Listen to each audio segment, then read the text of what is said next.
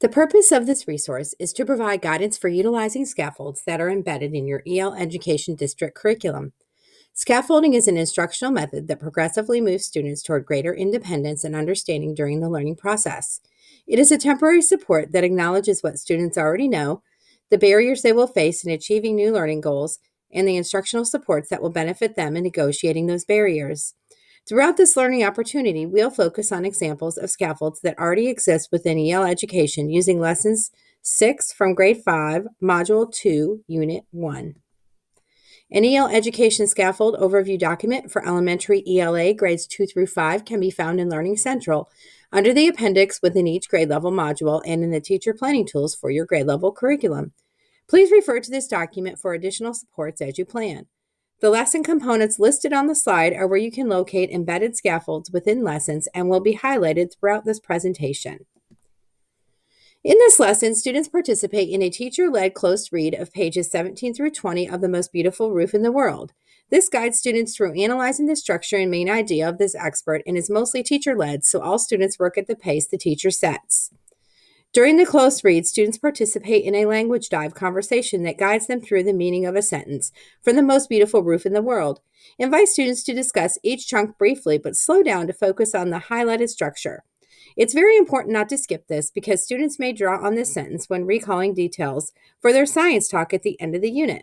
Also, students then apply their understanding of the cause and effect structure of the sentence when they write longer pieces in units 2 and 3. Students practice their fluency in this lesson by rereading an excerpt from The Most Beautiful Roof in the World with a partner in Work Time A.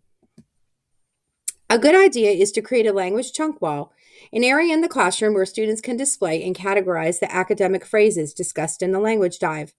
During the language dive, students can place the language dive sentence strip chunks on the language chunk wall into corresponding categories, such as verbs and verb phrases, and language to talk about.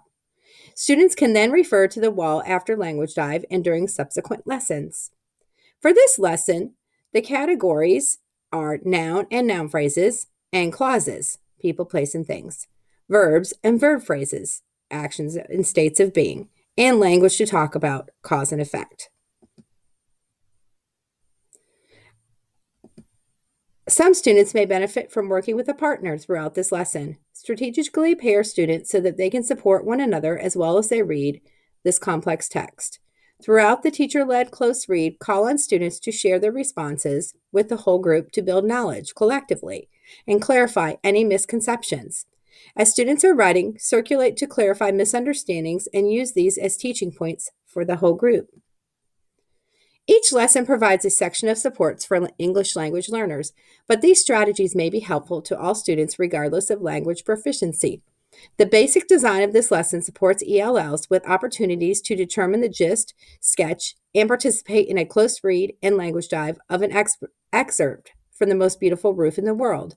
This will prepare them to understand the meaning and structure of the text and to discuss what concrete language and sensory details help them understand about the rainforest. ELLs may find describing how paragraphs connect with one another challenging because they will first need to understand the meaning of the text they are analyzing. The language dive may prepare them well to understand the meaning of one sentence, but they may need to also discuss, act out, sketch, and paraphrase additional sentences before they can describe how the paragraphs connect to one another.